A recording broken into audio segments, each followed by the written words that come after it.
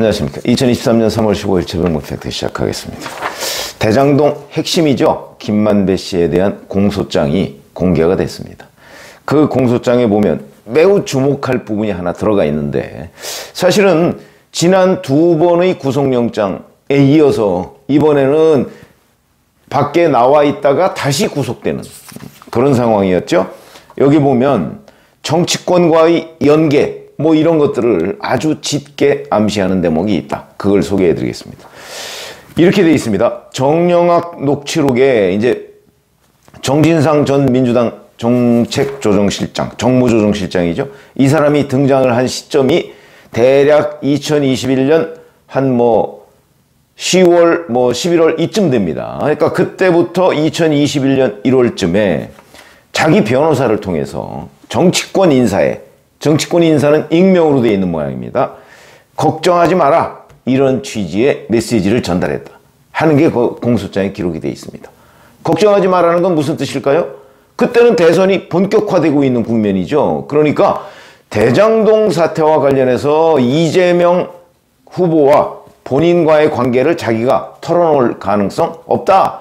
그러니까 걱정하지 말고 나를 믿고 열심히 해서 당선되라. 아마 이런 메시지로 보입니다. 그 다음에 또 한 번은 자기가 이제 자기 변호사가 자기한테 접견을 올 거 아닙니까? 그래서 그 접견을 통해서 정치권 인사로부터, 이게 아까 얘기한 그 약속을 한 정치권 인사라고 보이는데, 그 인사로부터 캠프에서 잘 챙기니까 걱정하지 마라. 정진상이는 절대 출석하지 않을 것이다. 이런 약속을 또 전달받았다. 이런 얘기입니다.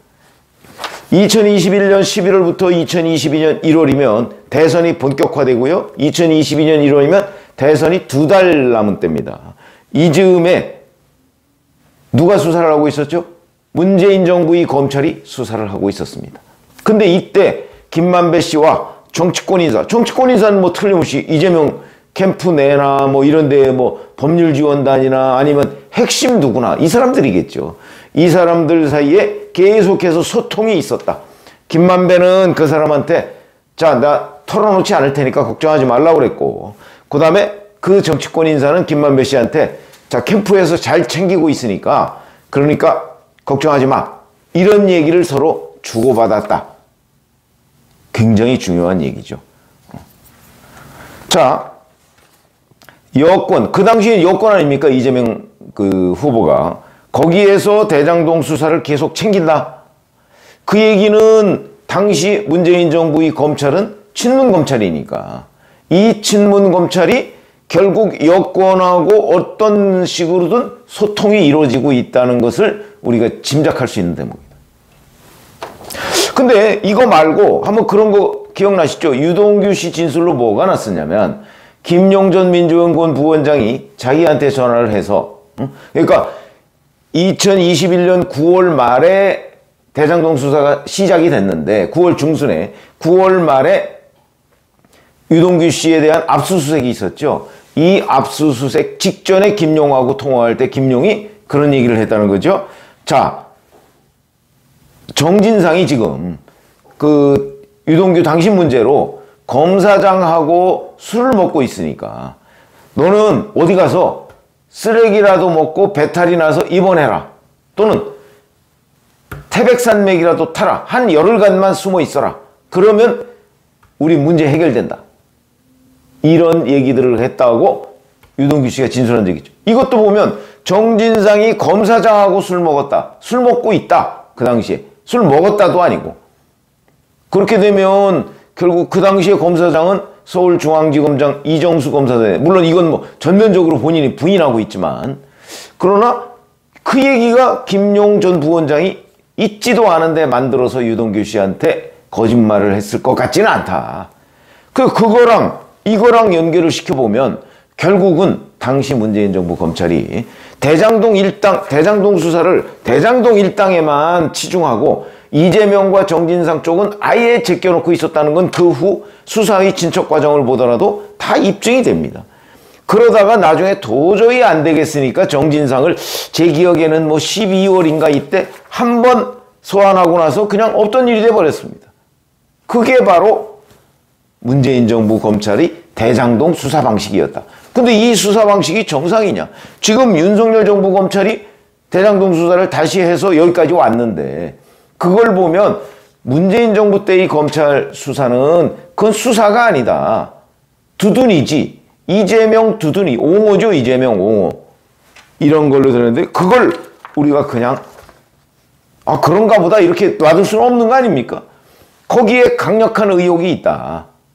이재명, 그러니까 그 대장동 수사 은폐 의혹이죠. 은폐 의혹. 정확하게 따지면 대장동이라는 거는 이재명 당시 성남시장이 없었다면 대장동이라는 거는 있을 수 없는 사건입니다. 왜? 모든 인허가권, 결정권 이런 것들을 다 성남시장이 가지고 있었는데 성남시장 없이 어떻게 대장동 일당들이 수천억 원을 챙겨갈 수가 있었나요? 대장동 사업이 아예 안 될 텐데. 그렇기 때문에 대장동 비리다 그러면 그 비리의 핵심은 대장동 일당이 수천억 원을 챙겨갔다는 데 있는 것이 아니고 바로 성남시 그리고 이재명을 비롯한 정진상, 김용 이런 사람들이 이 대장동 일당들하고 협작을 해서 합작을 해서 인허가를 쉽게 해주고 대장동 일당들에게 이익을 몰아준 데에 범죄의 근본 원인이 있는 거죠. 그렇기 때문에 이걸 수사를 하면 결국 근본적인 문제부터 짚어서 수사를 해서 거기서 돈 받은 사람 또는 돈 받기로 한 사람 이런 사람들을 처벌해야 되는 거기 때문에 대장동 일당이 아니고 대장동 그 인허가권자들을 먼저 했어야 되는 건데 문재인 정부 검찰은 대장동 일당만 해서 다 뭐 김만배 구속하고 유동규 구속하고 남욱 구속하려고 하니까 외국으로 튀었고 나중에 들어와서 구속하고 이런 상황이 돼버렸다는 거죠. 그러면 이재명, 정진상 이런 사람들을 제외한 거는 문재인 정부 검찰의 일종의 특혜 수사인데 이거에 문재인 정부 검찰은 누구의 지시를 받아서 그러면 이런 수사를 했을까? 결국 이쪽 부분을 은폐하려고 했던 것 아니냐. 이 부분을 저는 수사해야 된다고 보는데 그 수사의 단서가 김용 전 부원장의 유동규 씨에 대한 압박, 그 다음에 지금 김만배 씨 공소장에 있는 이 정치권 인사와 김만배 씨 간의 변호인을 통한 소통, 이때 김만배 씨는 구속된 상태였으니까 변호인을 통한 소통, 이게 중점적으로 수사돼야 된다는 거죠. 그럼 이 사건은 대장동 수사와 별개로 대장동 사건 은폐 조작 의혹 이 수사로 진전이 돼야 된다. 그 말씀을 제가 지금 드리려고 하는 겁니다. 왜? 그런 증거들이 나왔으니까. 김용의 입을 통해서 물론 김용은 아직 인정하지 않고 있지만 유동규 전 본부장이 들은 얘기 그 다음에 김만배 씨 공소장에 김만배 씨가 정치권 인사와 이렇게 걱정하지 마라 또는 캠프에서 잘 챙기니 걱정하지 마라 이런 걸 주고받았다는 공소장 내용 여기에 이 정치권 인사가 누구냐 하는 건 틀림없이 검찰에서 파악하고 있을 것이다. 요 김만배 공소장에는 이런 식으로 익명으로 돼 있지만 뭐 틀림없이 이재명 본인이거나 아니면 이재명과 아주 가까운 누구 뭐 정진상 뭐 정도 아니면 뭐 정성호 의원 캠프 좌장이라는 이런 정도가 되지 않을까 싶은 생각이 든다는 거죠. 그렇기 때문에 이거는 문재인 정부 검찰의 대장동 은폐 의혹으로 수사가 진전돼야 한다 하는 거를 김만배 씨 공소장에서 우리가 확인할 수 있다. 이런 말씀을 드리고요. 자, 이 공소장에 보면 또 다른 내용도 있습니다. 화천대유 대표가 이성문 씨죠. 이성문 씨가 대장동 재판 진행 과정에서 김만배 씨한테 나 비밀 폭로할 거야 이런 식으로 얘기해서 성과급 명목으로 20억 원을 챙겼다. 이런 내용도 들어가 있습니다. 그러니까 법정 증인 신문을 앞두고 김만배 씨 변호인한테 대장동 사태는 사업의 1등 공신인 정영학 회계사를 서운하게 해서 터졌다. 벼랑 끝으로 몰면 김만배 씨 비밀을 폭로하겠다. 이렇게 해서 작년 9월이면 대장동 사건 수사를 시작한 지 1년쯤 된 때입니다. 이때가 유동규 씨가 입을 열기 시작할 때죠. 이때 김만배 씨가 성과급 명목으로 23억 5천만 원을 이성문 씨한테 챙겨줬다. 하는 게 또 공소장에 돼 있고요. 이게 일종의 죄수의 딜레마입니다. 이성무 씨 입장에서 검찰 수사가 시작되고 재판이 진행되는데 자기가 증인 선서를 하고 그 법정에 가서 거짓말을 얘기했을 때 본인한테 불이익이 올 수가 있거든요. 그러니까 아예 이 대목에서 그냥 돈이나 좀 챙기자. 어차피 대장동 이거 다 눈먼 돈인데 뭐 이렇게 생각을 했을 가능성이 높다고 보는 거고, 그 다음에 또 김만배 씨와 이재명 대표 간에 별 관계가 없는 것처럼 지금까지 포장이 돼 있었고 그 부분과 관련해서 드러나는 사실이 별로 없는데 김만배 씨 공소장에 보면 그 밀접한 관련이 또 증거로서 나타나 있습니다. 김만배 씨의 지인, 이 사람이 이재명 경기도지사 시절에 경기도청 고위공무원직에 채용된 적이 있는데 2019년 12월에 신설 2급 상당 고위직을 만들었는데 이때 여기에 김만배 씨 지인이 채용됐고요. 이게 이제 이 사람이 김만배 씨 관련한 여러 일을 해결해주고 뭐 이런 겁니다. 근데 이 사람이 평소 주변에 자기는 김만배 씨 추천으로 여기에 임용이 됐다 하는 얘기를 하고 다녔다는 거죠. 이런 내용들도 공소장에 있고, 또 2021년 9월, 이거는 대장동 수사가 막 시작될 때입니다. 이때 김수남 전 검찰총장을 김만배 씨가 만나서 대책, 이걸 어떻게 해야 되느냐, 이 대장동 수사에 어떻게 대처해야 되느냐는 걸 물었고, 이때 김수남 전 검찰총장이 자기가 소속된 로펌의 변호사를 김만배 씨한테 소개했다. 이런 내용도 공소장에 있습니다. 김수남 전 검찰총장에 대해서 우리가 왜 주목을 하느냐? 50억 클럽 멤버거든요.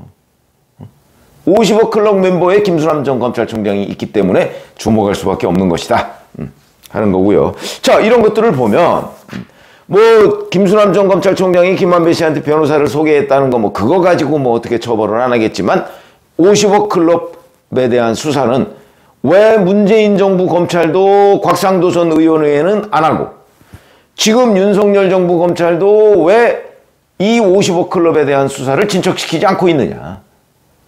궁금증이죠. 우리가 알기로 문재인 정부 검찰과 윤석열 정부 검찰은 완전히 다르다고 보는데, 그런데 공통점은 50억 클럽에 대한 수사를 안 한다는 공통점이 있다. 그러면 자기네들끼리 이른바 특수통이기 때문에 정권과 무관하게 봐준다? 그런 1차적인 의심을 할 수밖에 없는 거죠. 그